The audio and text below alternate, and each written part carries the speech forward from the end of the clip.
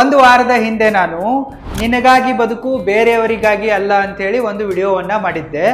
ಆ ವಿಡಿಯೋದಲ್ಲಿ ನಾನು ನಿಮಗೆಲ್ಲ ನಿಮ್ಮ ಸಕ್ಸಸ್ಗಾಗಿ, ನಿಮ್ಮ ಗ್ರೋತ್ಗಾಗಿ, ನಿಮ್ಮ ಸೇಫ್ಟಿಗಾಗಿ, ನಿಮ್ಮ ಹ್ಯಾಪಿನೆಸ್ಗಾಗಿ, ನಿಮ್ಮ ಹೆಂಡತಿ ಮಕ್ಕಳಿಗಾಗಿ, ನಿಮ್ಮವರಿಗಾಗಿ ಸ್ವಲ್ಪ ಸ್ವಾರ್ಥಿಗಳಾಗಿ ಅನ್ನೋ ಒಂದು ಟಿಪ್ಪನ್ನು ಕೊಟ್ಟಿದ್ದೆ. ಆ ವಿಡಿಯೋ ಬಹಳಷ್ಟು ಜನರಿಗೆ ಇಷ್ಟನೂ ಆಗಿದೆ ಮತ್ತು ಅರ್ಥನೂ ಆಗಿದೆ. ಆದರೆ ಕೆಲವೊಂದಿಷ್ಟು ಜನರಿಗೆ ಆ ವಿಡಿಯೋ ಸ್ವಲ್ಪವೂ ಅರ್ಥ ಆಗಿಲ್ಲ, ಏನು ಹೇಳಿದೋ ಏನೋ ಅಂತೇಳಿ ಕಮೆಂಟ್ಗಳನ್ನು ಮಾಡಿದ್ದಾರೆ.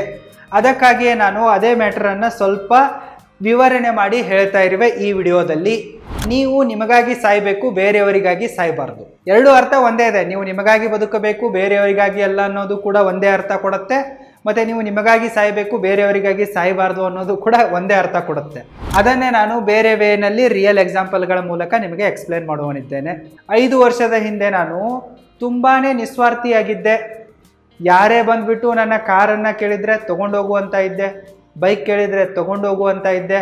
ಕಾರು ಬೈಕಲ್ಲಿ ಎನಿ ಟೈಮ್ ಫುಲ್ ಟ್ಯಾಂಕ್ ಇರ್ತಾ ಇತ್ತು, ಡೀಸೆಲು ಪೆಟ್ರೋಲು. ಮತ್ತು ಯಾರಾದರೂ ಬಂದುಬಿಟ್ಟು ದುಡ್ಡು ಕೇಳಿದರೆ ತಗೋವಂತ ಇದ್ದೆ. ಯಾರಾದರೂ ಬಂದುಬಿಟ್ಟು ನನಗೆ ಅಲ್ಲಿಗೆ ಹೋಗೋದಿದೆ, ನೀನೇ ಡ್ರೈವರ್ ಆಗಿ ಬಾ ಅಂತಂದರೆ ನಾನು ಹೋಗ್ತಾನೇ ಇದ್ದೆ. ಅಂದರೆ ನನ್ನ ಫ್ರೆಂಡ್ಸ್ಗಳು, ನಮ್ಮ ರಿಲೇಟಿವ್ಸ್ಗಳು, ನಮ್ಮ ಕಾಲೋನಿಯವರು, ಅಂತಮ್ಮಂದಿರು, ಮನೆಯವರು ಎಲ್ಲರೂ ಕೂಡ ನನ್ನನ್ನು ಕಾರ್ ಡ್ರೈವರ್ ಥರ, ATM ಥರ, ಸೇಲ್ಸ್ ಮ್ಯಾನ್ ಥರ, ಹಮಾಲಿ ಮಾಡೋನ್ ಥರ ಈ ರೀತಿ ಪುಕ್ಸಟ್ಟೆ ಗುಲಾಮಗಿರಿ ಮಾಡಿಸ್ತಾಯಿದ್ರು, ಪುಕ್ಸಟ್ಟೆ ಹಮಾಲಿ ಮಾಡಿಸ್ತಾಯಿದ್ರು. ಸೊ ಇದನ್ನೆಲ್ಲವನ್ನು ಮಾಡೋಕ್ಕೆ ನಾನು ಜಾಸ್ತಿ ಯೋಚನೆ ಮಾಡ್ತಾ ಇರಲಿಲ್ಲ. ಇರಲಿ ಬಿಡು, ಎಲ್ಲ ನಮ್ಮವರೇ ನನ್ನ ಕೆಲಸಕ್ಕೆ ಬರ್ತಾರೆ ಅಂತೇಳಿ ನಾನು ಎಲ್ರಿಗೂ ಕೂಡ ನಿಸ್ವಾರ್ಥತೆಯಿಂದನೇ ಹೆಲ್ಪ್ ಮಾಡ್ತಾ ಇದ್ದೆ. ಅವರ ಕೆಲಸಗಳನ್ನು ಕೂಡ ಮಾಡ್ತಾ ಇದ್ದೆ, ಸ್ವಲ್ಪ ಯೋಚನೆ ಮಾಡ್ತಾ ಇರಲಿಲ್ಲ. ಸೊ ಇದನ್ನೆಲ್ಲ ಮಾಡೋದ್ರಿಂದ ನನ್ನ ಟೈಮ್ ವೇಸ್ಟ್ ಆಗ್ತಾ ಇತ್ತು, ನನ್ನ ಬಿಸ್ನೆಸ್ ಮೇಲೆ ಎಫೆಕ್ಟ್ ಆಗ್ತಾ ಇತ್ತು. ಕೆಲವೊಂದಿಷ್ಟು ಸರ್ತಿ ನಾನು ಕೈಯಲ್ಲಿರುವ ಕೆಲಸವನ್ನು ಬಿಟ್ಬಿಟ್ಟು ಬೇರೆಯವರಿಗಾಗಿ ಡ್ರೈವರ್ ಆಗಿ ಹೋಗ್ತಾ ಇದ್ದೆ. ಅಲ್ಲಿ ಪುಕ್ಸಟ್ಟೆನೆ, ಅವ್ರು ಡೀಸೆಲ್ ಕೂಡ ಹಾಕಿಸ್ತಾ ಇರಲಿಲ್ಲ. ಮತ್ತು ಇದರಿಂದ ನನ್ನ ಸಕ್ಸಸ್ ನಿಲ್ತಾ ಇತ್ತು, ಗ್ರೋತ್ ನಿಲ್ತಾ ಇತ್ತು, ಹ್ಯಾಪಿನೆಸ್ ಹಾಳಾಗ್ತಾ ಇತ್ತು, ಇಷ್ಟೆಲ್ಲ ಆಗ್ತಾಯಿತ್ತು. ಆದರೂ ಕೂಡ ನನಗೆ ಬುದ್ಧಿ ಇರಲಿಲ್ಲ. ಆವಾಗ ನಮ್ಮ ಅಕ್ಕ ಬಿಸ್ನೆಸ್ಸಲ್ಲಿ ಆಗ್ತಾ ಇರುವ ಕೆಲಸದ ಏರುಪೇರನ್ನು ನೋಡಿಬಿಟ್ಟು, ನೀನು ಡೈವರ್ಟ್ ಆಗ್ತಾ ಇದೆಯಾ, you are going in a wrong path. ಈಗ ಜನ ಏನು ನಿನ್ನನ್ನು ಹೆಲ್ಪ್ ಕೇಳಿ ಬರ್ತಾ ಇದ್ದಾರಲ್ಲ, ಇವರು ನಿನ್ನಿಂದ ಹೆಲ್ಪ್ ತೆಗೆದುಕೊಳ್ತಾ ಇಲ್ಲ, ನಿನ್ನನ್ನು ಮಿಸ್ಯೂಸ್ ಮಾಡಿಕೊಳ್ತಾ ಇದ್ದಾರೆ ಅಂತ ಹೇಳಿದ್ಲು. ಸ್ವಲ್ಪ ಕಠೋರವಾಗಿಯೇ ಹೇಳಿದ್ಲು, ಬಟ್ ನನಗದು ಅರ್ಥ ಆಗಲಿಲ್ಲ. ಸೊ ಅದಾದ ತಕ್ಷಣ ಒಂದು 4 ತಿಂಗಳಲ್ಲಿ ನನಗೆ ಆಕ್ಸಿಡೆಂಟ್ ಆಯಿತು. ಸೊ ಆಕ್ಸಿಡೆಂಟ್ ಆದಾಗ ಹಾಸ್ಪಿಟಲ್ಗೆ ಮಧ್ಯರಾತ್ರಿ ಇವ್ರು ಯಾರೂ ನೋಡೋಕ್ಕೆ ಬರಲಿಲ್ಲ. ನಮ್ಮ ಫ್ರೆಂಡ್ಸ್ಗಳು ಬರಲಿಲ್ಲ, ರಿಲೇಟಿವ್ಸ್ಗಳು ಬರಲಿಲ್ಲ, ಫ್ಯಾಮಿಲಿ ಮೆಂಬರ್ಸ್ ಬರಲಿಲ್ಲ, ಅಂತಮ್ಮಂದಿರು ಬರಲಿಲ್ಲ, ಕಾಲೋನಿ ಮೆಂಬರ್ಸ್ ಅವ್ರು ಬರಲಿಲ್ಲ, ನೇಬರ್ಸ್ ಬರಲಿಲ್ಲ, ಯಾರೂ ಇಲ್ಲ. ನಾನು ಎಷ್ಟು ಜನರಿಗೆ ಹೆಲ್ಪ್ ಮಾಡಿದ್ನಲ್ಲ ಅವರಲ್ಲಿ ಯಾರೂ ಬರಲಿಲ್ಲ. ಸೊ ನನ್ನ ಕಾರಲ್ಲಿ ಪರ್ಸ್ನಲ್ ಡೈರಿ ಇತ್ತಲ್ಲ, ಅದರಲ್ಲಿ ನಮ್ಮ ಅಕ್ಕನ ನಂಬರ್ ಬರೆದಿದ್ದೆ ನಾನು ಎಮರ್ಜೆನ್ಸಿ ಕಾಂಟ್ಯಾಕ್ಟಲ್ಲಿ. ಸೊ ಅದನ್ನು ನೋಡಿಬಿಟ್ಟು ಹೈವೇ ಅಥಾರಿಟಿಯವರು ನನ್ನನ್ನು ಹಾಸ್ಪಿಟಲ್ಗೆ ಅಡ್ಮಿಟ್ ಮಾಡಿದ ತಕ್ಷಣವೇ ನಮ್ಮ ಅಕ್ಕನಿಗೆ ಕಾಲ್ ಮಾಡಿದರು. ನಮ್ಮ ಅಕ್ಕ ಮಧ್ಯರಾತ್ರಿ 12ವರೆಗೂ ಕೂಡ ಪುಣೆಯಿಂದ ಕರಾಡ್ವರೆಗೂ ಬಂದಳು. ಅಂದರೆ ಅರೌಂಡ್ ಒಂದು 150 ಕಿಲೋಮೀಟರ್ ಡ್ರೈವ್ ಮಾಡ್ಕೊಂಡ್ಬಿಟ್ಟು. ಬಟ್ ಮಿಕ್ಕವ್ರು ಯಾರೂ ಬರಲಿಲ್ಲ. ಬಟ್ ಇಲ್ಲಿ ನಾನು ಅವತ್ತು ರಾತ್ರಿ 10 ಗಂಟೆಗೆ ನಾನು ನನ್ನ ಕೆಲಸಕ್ಕಾಗಿ ಹೋಗಿರಲಿಲ್ಲ ಪುಣೆಯಿಂದ. ನಮ್ಮ ಕಾಲೋನಿಯಲ್ಲಿರೋರೊಬ್ಬರು ಯಾರ್ದೋ ಒಂದು ರಿಲೇಟಿವ್ಸ್ದು ಮದುವೆ ಇದೆ, ಮುಂಚೆ ಹೋಗ್ಬೇಕಂತೇಳಿ ಬಿಡೋಕ್ಕೆ ಕರ್ಕೊಂಡೋಗಿದ್ರು. ಸೊ ನಾನು ನನ್ನ ಸ್ವಂತ ಕೈದಿಂದ ಡೀಸೆಲ್ ಹಾಕಿಬಿಟ್ಟು 200 ಕಿಲೋಮೀಟರ್ ಡ್ರೈವ್ ಮಾಡಿ ಅವರನ್ನು ಅವ್ರ ರಿಲೇಟಿವ್ಸ್ಗಳಿಗೆ ಮನೆಗೆ ಬಿಟ್ಟು ಬರೋವಾಗ ನನಗೆ ಆಕ್ಸಿಡೆಂಟ್ ಆಗಿತ್ತು. ಸೊ ಆಕ್ಸಿಡೆಂಟು ದೊಡ್ಡದಿರಲಿ ಸಣ್ಣದಿರಲಿ, ಆಕ್ಸಿಡೆಂಟೇ ತಾನೇ. ಸೊ ನಮ್ಮನ್ನು ಬಿಡೋಕ್ಕೆ ಬಂದಿರುವ ವ್ಯಕ್ತಿ ಡೀಸೆಲ್ ಕೂಡ ಖರ್ಚು ತೆಗೆದುಕೊಂಡಿಲ್ಲ, ಹಾಗೆ ಬಂದಿದ್ದಾನೆ ಕೆಲಸ ಕಾರ್ಯ ಎಲ್ಲ ಬಿಟ್ಟು.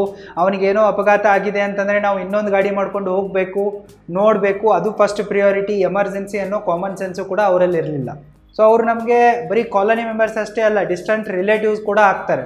ಸೊ ನಾನು ನಿಸ್ವಾರ್ಥತೆಯಿಂದ ಹೆಲ್ಪ್ ಮಾಡಿದ್ದೆ. ನನ್ನ ಟೈಮ್ ವೇಸ್ಟ್ ಆಗ್ತಾ ಇದೆ, ದುಡ್ಡು ವೇಸ್ಟ್ ಆಗ್ತಾ ಇದೆ, ಸೊ ಕೆಲಸ ಹಾಳಾಗ್ತಾ ಇದೆ, ಗೊತ್ತಿದ್ರೂ ಕೂಡ ನಾನು ಹೆಲ್ಪ್ ಮಾಡಿದ್ದೆ. ಬಟ್ ಅಲ್ಲಿಂದ ಒಂದು ಕರುಣೆ ಕೂಡ ಬರಲಿಲ್ಲ. ಎಲ್ಲರೂ ಕೂಡ ಹೆಂಗೆ, ನಾಳೆ ನೋಡಿದರೆ ಆಯಿತು ಬಿಡು, ಹಾಸ್ಪಿಟಲಿಗೆ ಹೋಗಿ, ಏನೂ ಆಗಿಲ್ಲ ಬಿಡು, ಮೈನರ್ ಇದೆ ಅಲ್ಲ, ಮೈನರ್ ಇದೆ.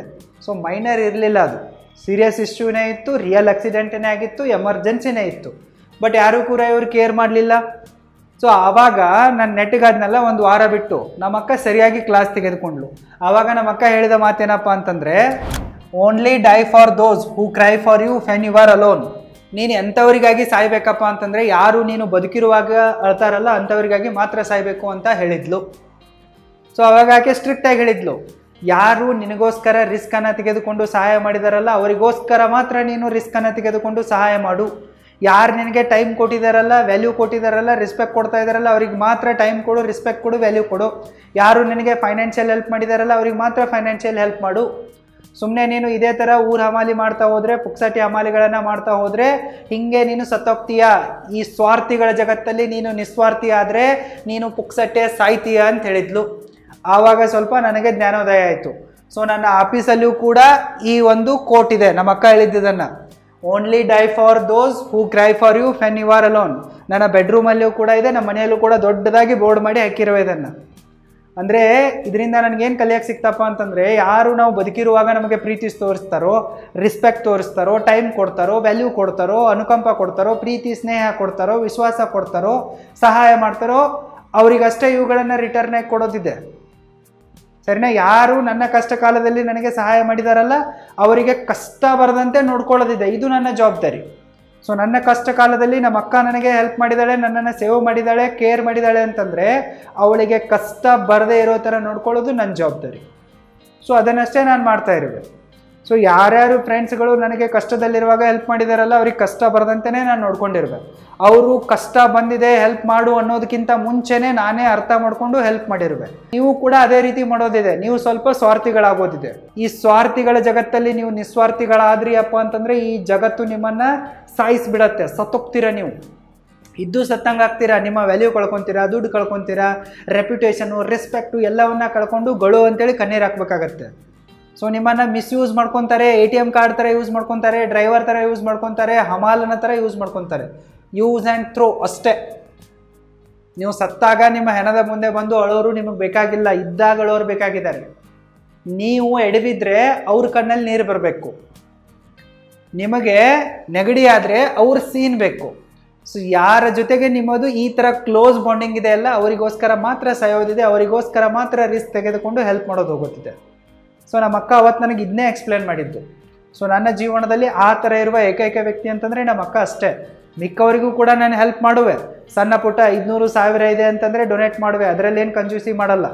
ಬಟ್ ನಾನು ಮುಂಚೆ ರಿಸ್ಕ್ ತೆಗೆದುಕೊಂಡ್ಬಿಟ್ಟು 2 ಲಕ್ಷ ಕೊಟ್ಟೆ, 3 ಲಕ್ಷ ಕೊಟ್ಟೆ, ನನ್ನ ಗಾಡಿಯನ್ನು ಕೊಟ್ಟೆ, ಯಾರಿಗಾದರೂ ಹೋಗಿ ಆಕ್ಸಿಡೆಂಟ್ ಮಾಡಿದರೆ ಯಾರು ಕೇಸನ್ನು ನೋಡೋರು ಅದನ್ನು. ಸೊ ನಾನೇ ಡ್ರೈವರಾಗಿ ಎಷ್ಟೋ ಜನರಿಗೆ ಹೋಗಿದ್ದೆ. ನನಗೆ ಆಕ್ಸಿಡೆಂಟ್ ಆದಾಗ ಯಾರಿಗೋಸ್ಕರ ನಾನು ಹೋಗಿದ್ದೋ ರಾತ್ರಿ ಅವರೇ ಬರಲಿಲ್ಲ ನೋಡೋಕ್ಕೆ. 1 ವಾರ ಬಿಟ್ಟು ಅವ್ರ ಸಂಬಂಧಿಕರ ಫಂಕ್ಷನ್ನು ಮದುವೆ ಎಲ್ಲ ಮುಗಿಸ್ಕೊಂಡ್ಬಿಟ್ಟು ಬಂದುಬಿಟ್ರು. ಏನು ಅರ್ಥ ಇದೆ ಇದರಲ್ಲಿ, ಏನು ಮನುಷ್ಯತ್ವ ಇದೆ? ಸೊ ಅದಕ್ಕಾಗಿ ಇಂತಹ ಮೂರ್ಖತನಗಳನ್ನ ನೀವು ಮಾಡೋಕ್ಕೆ ಹೋಗಬಾರ್ದು. ಸೊ ಅವತ್ತು ನಮ್ಮ ಅಕ್ಕ ನನಗೇನು ಹೇಳಿದ್ಲಪ್ಪ ಅಂತಂದರೆ, ಈ ಡೈಲಾಗನ್ನು ಹೇಳಿದ ನಂತರ, ನಿನ್ನ ಕಾರ್ ಟಯರ್ ಇದೆ ಅಲ್ಲ, ನೀನು 1,00,000 ಕಿಲೋಮೀಟ್ರ್ ಓಡಿಸು, ಅದು ನಿನಗಾಗಿ ಓಡಿಸು, ನಿನ್ನನ್ನು ನಂಬಿದವರಿಗಾಗಿ ಓಡಿಸು, ನಿನ್ನ ಫ್ಯಾಮಿಲಿ ಮೆಂಬರ್ಗಾಗಿ ಓಡಿಸು, ನಿನ್ನನ್ನು ಪ್ರೀತಿಸುವವಳಿಗಾಗಿ ಓಡಿಸು, ನಿನ್ನ ಬಿಸ್ನೆಸ್ಗಾಗಿ ಓಡಿಸು. ನಿನ್ನ ಕಾರಿನ ಟೈರ್ ಇದೆಯಲ್ಲ ಅದು ನಿನಗೋಸ್ಕರ ಸವಿಬೇಕು, ಬೇರೆಯವರಿಗೋಸ್ಕರ ಅಲ್ಲ, ಪುಕ್ಸಟ್ಟೆ ಸವಿಯೋದಲ್ಲ. ನಿನ್ನ ಹತ್ರ ಡ್ರೋನ್ಸ್ ಇವೆಯಲ್ಲ ಇವೆಲ್ಲವೂ ಕೂಡ ನಿನ್ನ ಬಿಸ್ನೆಸ್ಗಾಗಿ ಸವಿಬೇಕು. ಅದನ್ನು ಬಿಟ್ಟು ಯಾರ್ದೋ ಮದುವೆಲ್ಲ ಹಾರಿಸಿದೆ, ಯಾರ್ದೋ ಪ್ರೀ ವೆಡ್ಡಿಂಗಿಗೆ ಪುಕ್ಸಟ್ಟೆ ಆಗಿ ಕೊಟ್ಟೆ ಮಾಡು, ಯಾರ್ದೋ ಟೂರು ಟ್ರಾವೆಲಲ್ಲಿ ಹಾರಿಸಿದೆ, ಫನ್ಗಾಗಿ ಹಾರಿಸಿದೆ ಅಲ್ಲ. ಡ್ರೋನ್ ತರಗೂ ಕೂಡ 3 ಲಕ್ಷ ಖರ್ಚಾಗಿದೆ ಅಂತಂದರೆ ಇದು ಬಿಸ್ನೆಸ್ಗಾಗಿ ಸವಿಬೇಕು. ನಿನ್ನ ಹತ್ರ ದುಡ್ಡಿದೆ, ಪುಕ್ಸಟ್ಟೆ ಏನು ಬಂದಿಲ್ಲ, ಬೆವರು ಸುರಿಸಿದೀಯಾ, 1 ರೂಪಾಯಿ ಗಳಿಸೋಕ್ಕೂ ಕೂಡ ರಕ್ತ ಖರ್ಚಾಗಿದೆ, ಬೆವರು ಸುರಿಸಿದೀಯಾ. ಸೊ ಹೀಗಿರುವಾಗ ನಿನ್ನ ದುಡ್ಡು ಏನಿದೆಯಲ್ಲ ನಿನ್ನವರಿಗಾಗಿ ಹೋಗಬೇಕು. ಯಾರು ನೀನು ಬದುಕಿರುವಾಗಿ ಹೇಳ್ತಾರಲ್ಲ ಅವರಿಗೋಸ್ಕರ ಮಾತ್ರ ಹೋಗಬೇಕು. ಇನ್ನು ನಿನ್ನ ಟೈಮ್ ಇದೆಯಲ್ಲ, ಯಾರು ನಿನಗೆ ಟೈಮ್ ಕೊಟ್ಟಿದ್ದಾರೆ, ಯಾರು ನಿನ್ನ ಕೆಟ್ಟ ಟೈಮಲ್ಲಿ ನಿನ್ನ ಜೊತೆಗಿದ್ರಲ್ಲ ಅವರಿಗೋಸ್ಕರ ಮಾತ್ರ ನಿನ್ನ ಒಳ್ಳೆ ಟೈಮ್ ಇರಬೇಕು. ಸಿಕ್ಕವರಿಗೆಲ್ಲ ನಿನ್ನ ಒಳ್ಳೆ ಟೈಮ್ ಇರಬಾರ್ದು. ಸೊ ಆ ರೀತಿ ಅವತ್ತು ನನಗೆ ಹೇಳಿದ್ಲು. ಅದನ್ನೇ ನಾನು ನಿಮಗೆ ನಿನಗಾಗಿ ಬದುಕು ಬೇರೆಯವರಿಗಾಗಿ ಬದುಕಬೇಡ ಅನ್ನೋ ವಿಡಿಯೋದಲ್ಲಿ ಹೇಳಿದ್ದೆ. ಆದರೆ ಅದನ್ನು ಹೇಳೋ ಉದ್ದೇಶ ಹೇಳಿರಲಿಲ್ಲ, ಅದಕ್ಕಾಗಿ ಕೆಲವೊಂದಿಷ್ಟು ಜನರಿಗೆ ಅರ್ಥ ಆಗಿಲ್ಲ. ಹೇಳೋ ಉದ್ದೇಶ ಸಿಂಪಲ್ ಆಗಿದೆ. ನೀವು ಬರೀ ಯಾರು ನೀವು ಬದುಕಿರುವಾಗಿ ಹೇಳ್ತಾರಲ್ಲ ಅಂಥವ್ರಿಗೆ ಮಾತ್ರ ಸಾಯೋದಿದೆ. ಸಿಕ್ಕವರಿಗೆಲ್ಲ ಸಾಯೋದಿಲ್ಲ, ಸಿಕ್ಕವರಿಗೆಲ್ಲ ಹೆಲ್ಪ್ ಮಾಡೋದಿಲ್ಲ, ಸಿಕ್ಕವರಿಗೆಲ್ಲ ದುಡ್ಡನ್ನು ಕೊಡೋದಿಲ್ಲ. ಸೊ ಅದಕ್ಕೆ ನೀವು ಯಾರಿಗೆ ಕೊಡ್ತಾ ಇದ್ದೀರಲ್ಲ, ಯಾರಿಗೆ ಹೆಲ್ಪ್ ಮಾಡ್ತಾ ಇದ್ದೀರಾ, ಯಾರಿಗೆ ಸ್ನೇಹ ಕೊಡ್ತಾ ಇದ್ದೀರಾ, ಪ್ರೀತಿ ಕೊಡ್ತಾ ಇದ್ದೀರಾ, ದುಡ್ಡು ಕೊಡ್ತಾ ಇದ್ದೀರಾ, ಟೈಮ್ ಕೊಡ್ತಾ ಇದ್ದೀರಾ, ರೆಸ್ಪೆಕ್ಟ್ ಕೊಡ್ತಾ ಇದ್ದಾರಲ್ಲ ಅದನ್ನು ಅವರು ಡಿಸರ್ವ್ ಮಾಡಬೇಕು, ಅದನ್ನು ಅವರು ಸಂಪಾದನೆ ಮಾಡಿರಬೇಕು. ನೀವು ಏನೇ ಕೊಡಿ ಬೇರೆಯವರಿಗೆ, ಯಾರು ಅದನ್ನು ಡಿಸರ್ವ್ ಮಾಡ್ತಾರೋ ಅದಕ್ಕೆ ಯೋಗ್ಯರಾಗಿದ್ದಾರೋ ಅವ್ರಿಗೆ ಕೊಡಿ. ಸೊ ನೀವು ಅಯೋಗ್ಯರಿಗೆ ಕೊಟ್ಟಿರಪ್ಪ ಅಂತಂದರೆ ಅವ್ರು ಅದನ್ನು ಏನು ಮಾಡ್ತಾರೆ, ಬಿಸಾಕ್ತಾರೆ, ಕಾಲು ಕಸ ಮಾಡ್ತಾರೆ, ನಿಮ್ಮನ್ನು ಕೀಳಾಗಿ ನೋಡ್ತಾರೆ. ಹೊಟ್ಟೆ ತುಂಬಿದವ್ರಿಗೆ ಅನ್ನ ಹಾಕಿದರೆ ಏನಾಗತ್ತೆ, ತಟ್ಟೆಯಲ್ಲಿ ಬಿಟ್ಟು ಹೋಗ್ತಾರೆ. ನಿಮ್ಮ ಮೇಲೆ ಫೀಲಿಂಗ್ಸೇ ಇರಿದವರಿಗೆ ಸ್ನೇಹ ಪ್ರೀತಿ ತೋರಿಸಿದ್ರೆ ಏನು, ನಿಮ್ಮನ್ನು ATM ಥರ ಯೂಸ್ ಮಾಡ್ಕೊತಾರೆ, ಇಲ್ಲ ಸೆಕ್ಸ್ ಡಾಲ್ ಥರ ಯೂಸ್ ಮಾಡ್ಕೊಂಡ್ಬಿಟ್ಟು ಬಿಸಾಕ್ತಾರೆ ಅಷ್ಟೇ. ಈ ಜಗತ್ತೇನಿದೆ ಸ್ವಾರ್ಥಿಗಳ ಪ್ರಪಂಚ ಇದೆ, ಇದರಲ್ಲಿ ನೀವು ನಿಸ್ವಾರ್ಥಿಗಳಾದರೆ ನೀವು ಸತ್ತೋಗ್ತೀರ. ಅದಕ್ಕಾಗಿ ನೀವು ಸ್ವಲ್ಪ ಸ್ವಾರ್ಥಿಗಳಾಗಿ, ತುಂಬಾ ಕೆಟ್ಟವರಾಗೋಕೆ ಹೋಗ್ಬಿಡಿ. ಸ್ವಲ್ಪ ಕೆಟ್ಟವರಾಗಿ, ಸ್ವಲ್ಪ ಸ್ವಾರ್ಥಿಯಾಗಿ, ಸ್ವಲ್ಪ ನಿಮ್ಮ ಕೆಲಸಗಳ ಮೇಲೆ ಜಾಸ್ತಿ ಫೋಕಸ್ ಮಾಡಿ. ಊರು ಸಾಬರಿ ಮಾಡೋದಕ್ಕಿಂತ ಫಸ್ಟ್ ನೀವು ಕೋಟ್ಯಾಧಿಪತಿಗಳಾಗಿ, ನಿಮ್ಮ ಹತ್ರ ಸುಡಲಾರದಷ್ಟು ಆಸ್ತಿ ಬಂದಾಗ ನೋಡಿ ಆವಾಗ ಸಮಾಜ ಸೇವೆ ಮಾಡಿ. ಅಲ್ಲಿ ತನಕ ಮಾಡೋಕ್ಕೆ ಹೋಗ್ಬಿಡಿ. ನೀವು ಹೊರಗಡೆ ಬಂದಿದ್ದೀರಾ ಅಂತಂದರೆ ನಿಮ್ಮ ಮನೆಯವರು ನಿಮಗೋಸ್ಕರ ಕಾಯ್ತಾ ಇರ್ತಾರೆ, ನಿಮ್ಮ ಹೆಂಡತಿ ಮಕ್ಕಳು ಇರ್ತಾರೆ, ಅವ್ರಿಗೋಸ್ಕರ ಬದುಕಿ. ಇಷ್ಟೇ ಉದ್ದೇಶ ಇತ್ತು ಹೇಳೋದು. ಇದು ಬಿಟ್ಟರೆ ಬೇರೆ ಏನೆಲ್ಲ ಸಿಂಪಲ್ ಇದೆ. ಸೊ ಬದುಕೋದಿದ್ರೆ ನಿಮಗಾಗಿ ಬದುಕಿ, ಬೇರೆಯವ್ರಿಗೋಸ್ಕರ ಬದುಕೋಕೆ ಹೋಗ್ಬೇಡಿ ಯಾರನ್ನೋ ಇಂಪ್ರೆಸ್ ಮಾಡೋಕ್ಕೆ.